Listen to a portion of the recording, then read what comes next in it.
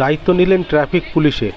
বাঁকুড়া জেলার সোনামুখী বিজে হাই স্কুলের টিচার্স ইনচার্জ বিজয়েশ গাঙ্গুলি আজ এক অভিনব মানবিক দৃষ্টান্ত স্থাপন করলেন, যা নজর কেড়েছে স্থানীয় বাসিন্দা থেকে শুরু করে অভিভাবক, পথ চলতি সাধারণ মানুষের সকলেই। চলুন দেখে নেব সেই ছবি যা নজর কেড়েছে সকলের।